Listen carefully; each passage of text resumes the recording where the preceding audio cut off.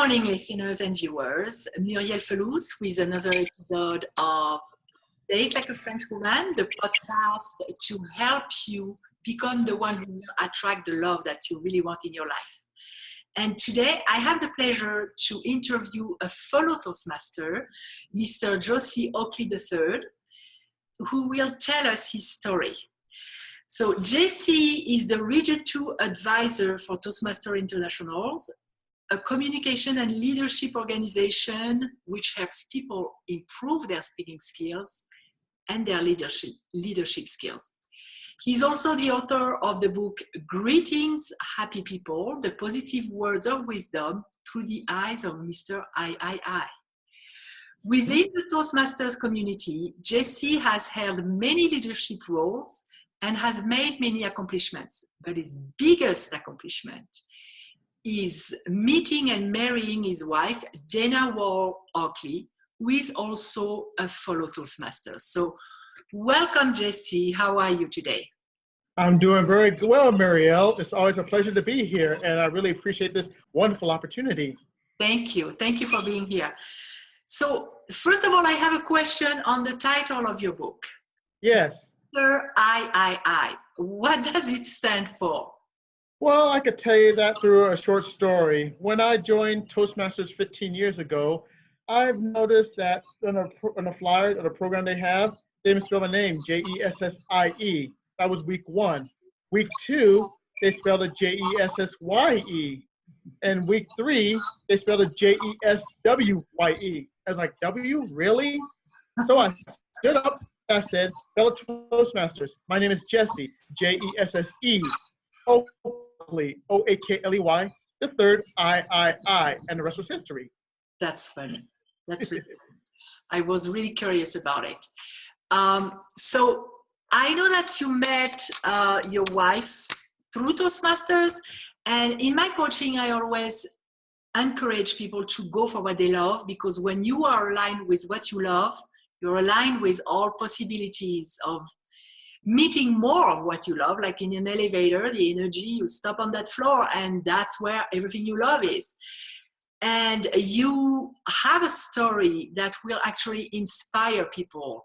How did you meet your wife? Well, how I met my wife was back in 2006. I was a first-year area governor, and Dana back then was a new Toastmasters. She was invited by her own mother, who happens to be my mother-in-law right now. At that point, my friend Kathy was unable to attend a talk radio interview.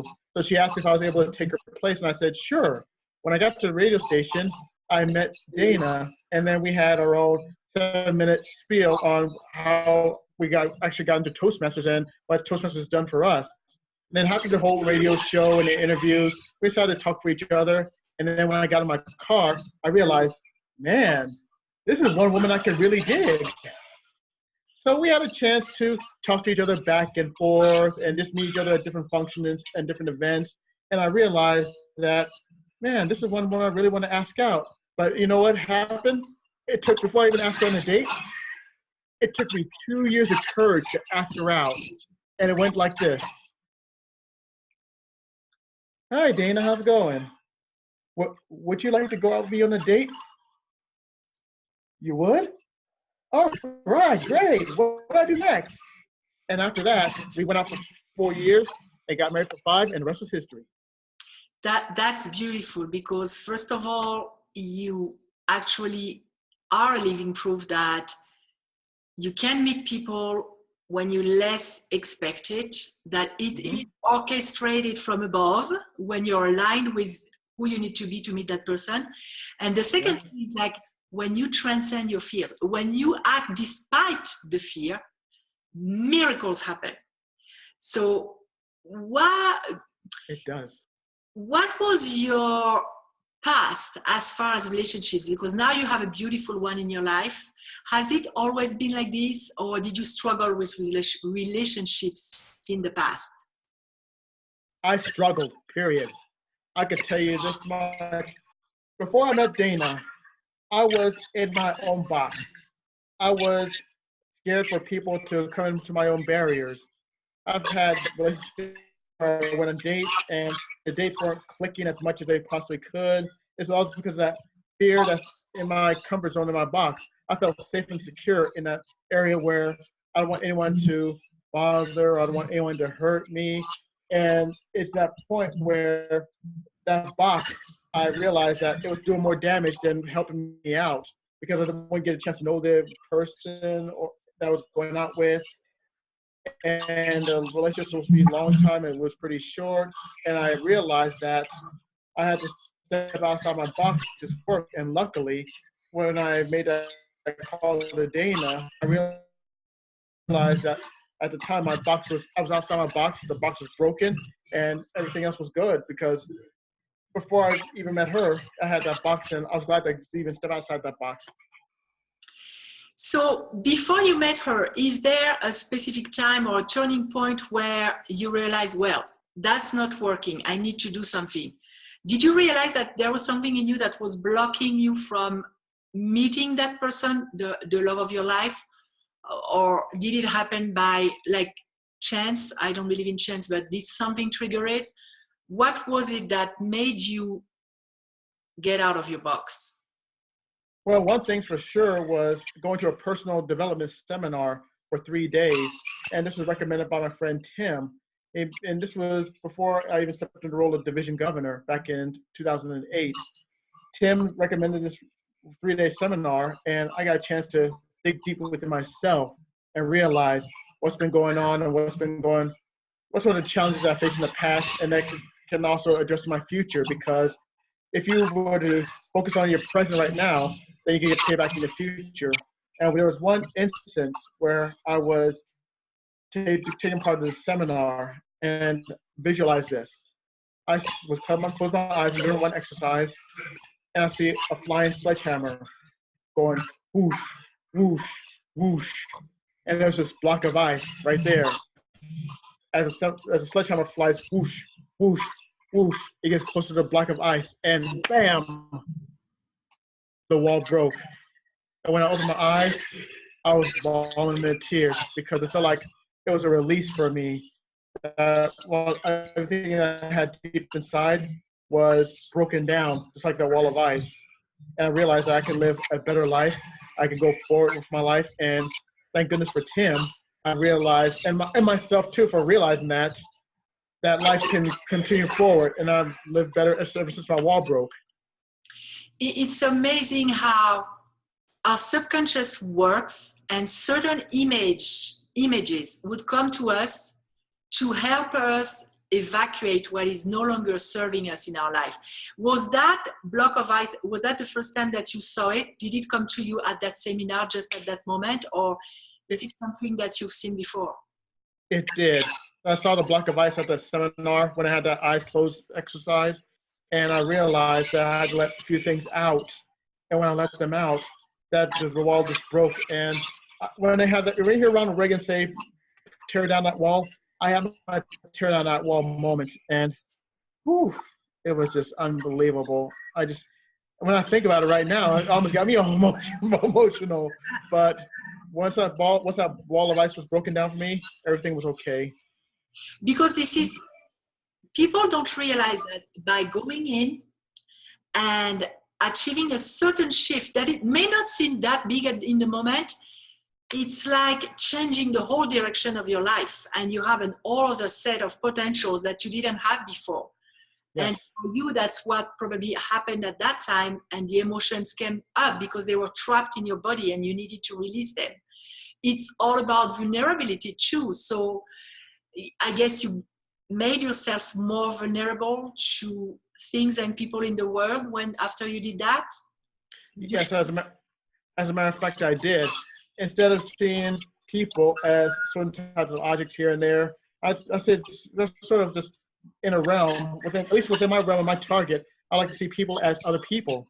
Just see them as, just as general as people, where I get to talk to them, be more interactive with them, be more approachable to them, and just kick that box to the curb. Just say, bye-bye, box. And realize, hey, I don't need no stinking box. I'm just going to go right there, be myself, and just be respectful for that person. And chances are they'll be respectful back. who needs a box anyway? Yes, yes. Well, it's because you were able to get over your fear, not maybe not get over, but act despite it. And I know based on a conversation we had that when you are faced with a fear, or when you were faced with a fear, you have a sentence in your head that helped you go even though it was there. Could you share that with our listeners? Well, there was a sentence that I did have, and it was given to me by my wise words of wisdoms from the old man, my dad, Jesse Oakely Jr., or Jesse Oakely I realized that he basically says, no matter what happens, whether it's good or bad, things are going to happen no matter what. You just have to keep going forward in what you have to do. Because if you stay in one location, stay in one environment, you're not going to go anywhere. For example, I'm sitting right here right now. Just sitting right here doing nothing. Guess what I'm doing? Nothing. But if at least I take one step forward, despite the fact that whether it's going to be good or whether it's going to be bad, I realize that at least I'm doing something about it. And that way, things happen. But if it happens good, that's great. But if not, I can always learn from it. And that's what I learned from the old man. That's an amazing teaching for your father to have left you with that, because it helps you with everything in life.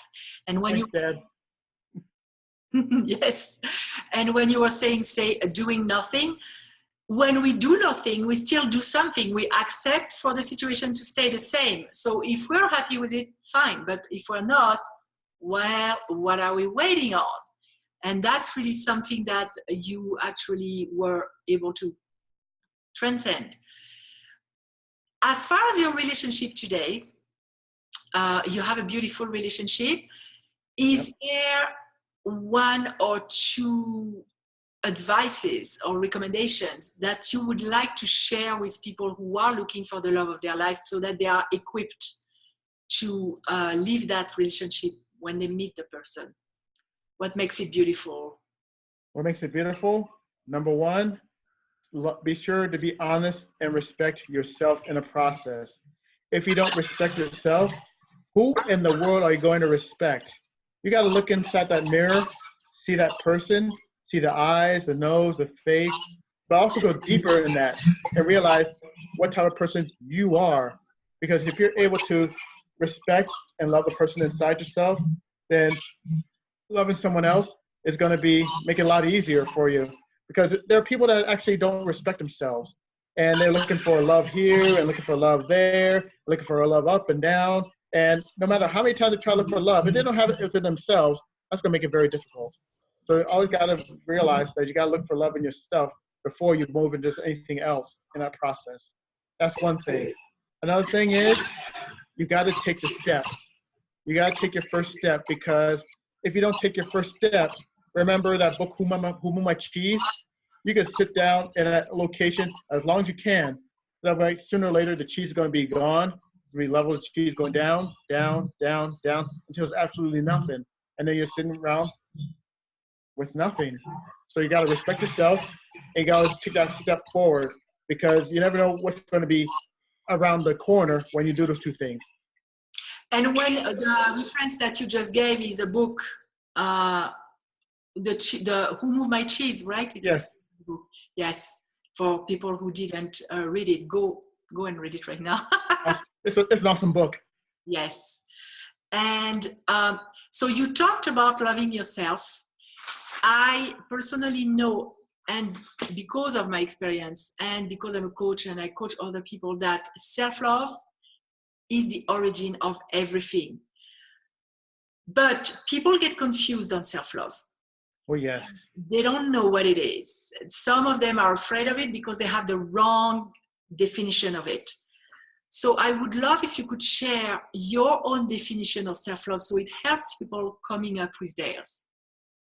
All right. First and foremost, self-love is not, and I repeat, not a form of conceit where you look at yourself and say, hey, I'm hot stuff, or hey, I'm the thing, or hey, I'm the business. You look at someone in the mirror like, man, that's one sexy person right there. You know, that could be a form of conceit, and it's not conceit.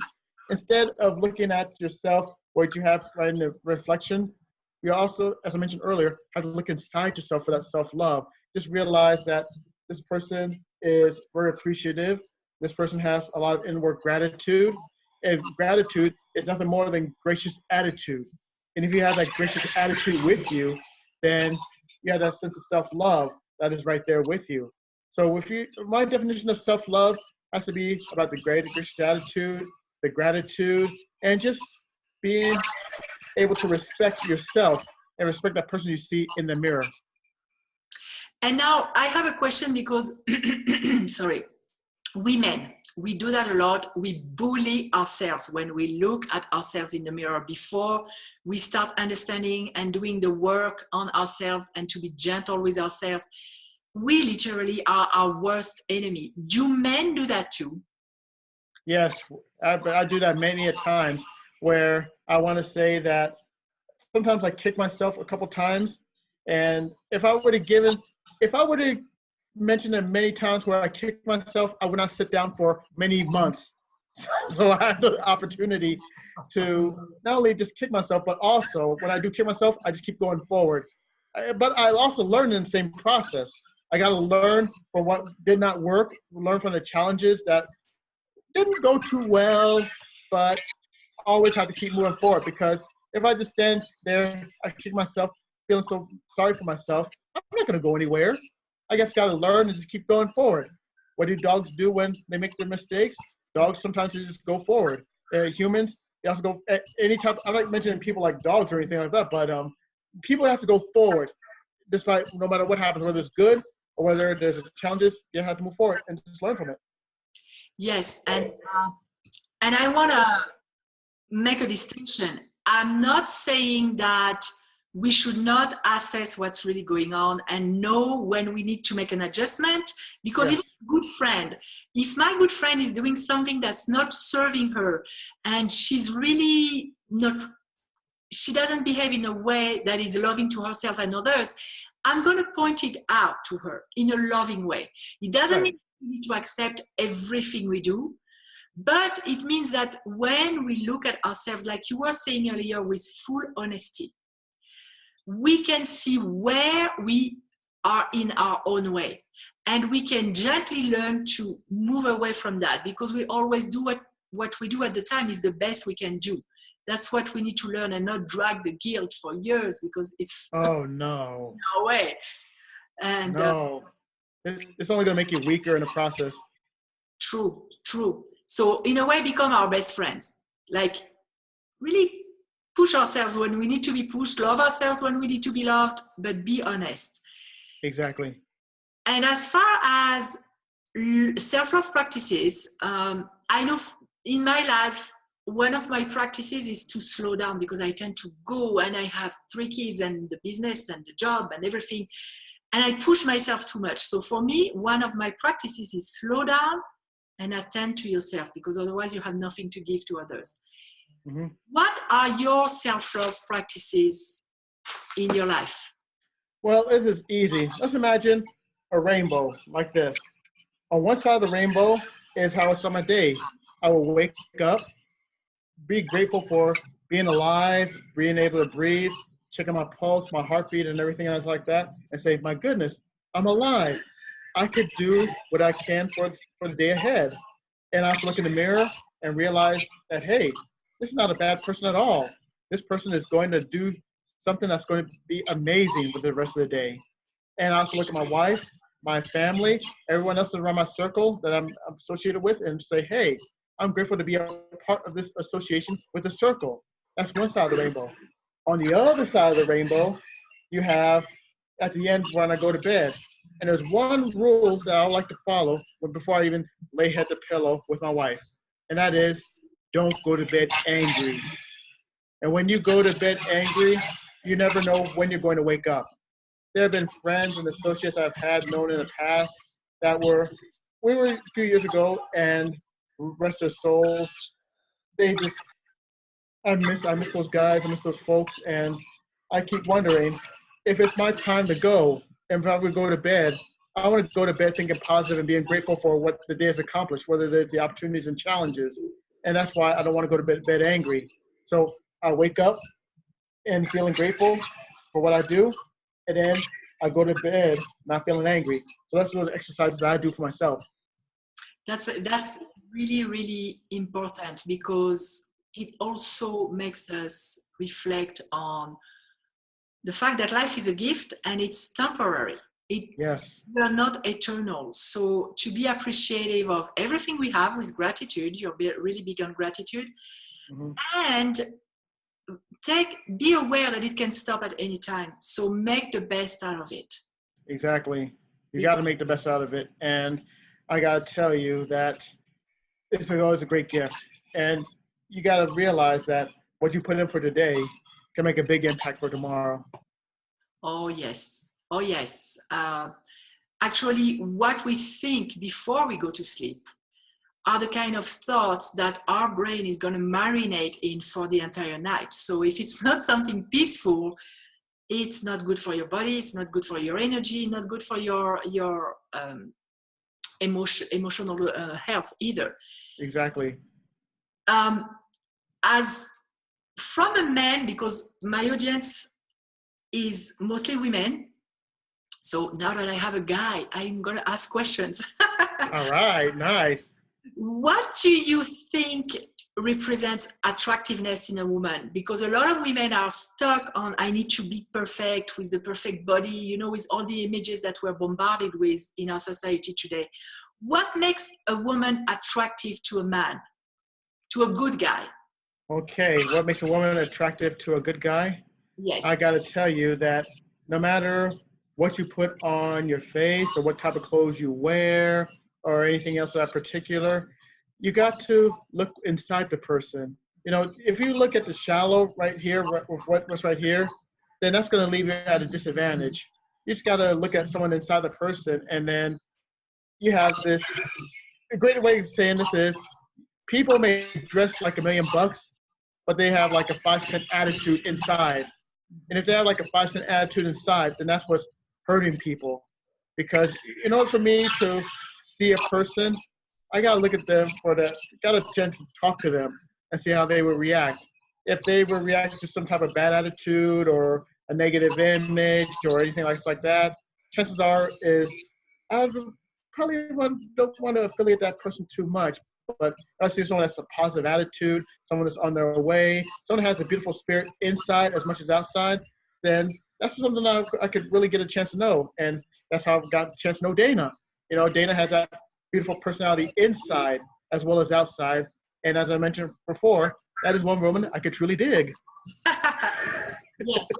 And that's really reassuring, because nobody gets younger, and people are sometimes very worried about getting older and they're alone and they're going to end up alone, and they base everything on the outside appearance, and then they crumble under fear.